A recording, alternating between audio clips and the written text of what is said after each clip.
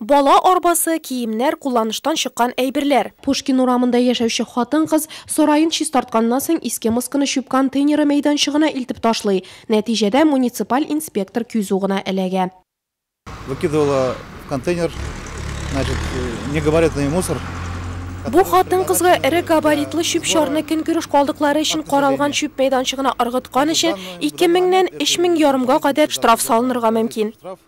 Коммуналь хезмәткәрләр белдерүенчә, бер көн эчендә генә шундый гамәл кылган 6 нурлатлы ачыкланган, аларның барысына да штраф яный. Сарайлар базларны чистарту нәтиҗәсендә барлыкка килгән чүп чарны яшәүчеләр мөстәкыйль рәвештә каты көнкүреш калдыклары полигонына чыгарырга яки махсуслаштырылган техникага заказ бирергә тиешләр. Муниципаль җирләрне пычратып, шәһәр йөзен ямьсезләтеп ятарга тиеш түгелләр. Кырмыш микрорайонындагы Алга урамында проблемалы участокларның берсе. Биредә яшәүчеләр чүп мәйданчыгына тирес, бакча калдыклары ыргытырга җайлашкан. Бу килүләрендә чүп савыты тиресе чиста. Ә менә Төньяк микрорайонында яшәүчеләрне тәртипкә өйрәтеп бетерә алмыйбыз әле диләр белгечләр. Кешеләр чүп мәйданчыгын калдыклар белән тутыруны дәвам итә. Шундый ук күренеш Югары Нурлат микрорайонында кабатлана. Бункер буш булса да, көнкүреш калдыкларын анда ыргытучылар сирәк.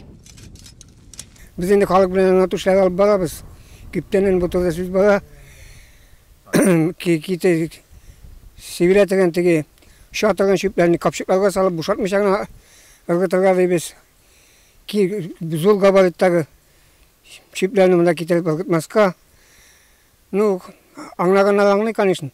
Ну, аңламаучылар да бар.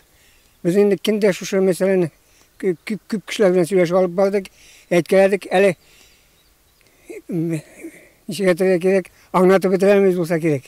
Бүгенге көндә чүпне дөрес чыгармаучыларга карата 26 беркетмә төзелгән. Тагын 45 кешенең эше административ комиссияда каралуны көтә. 2 айлык дәвамында каты көнкүреш полигонына барлыгы 7000 куб метрга якын чүп китерелгән.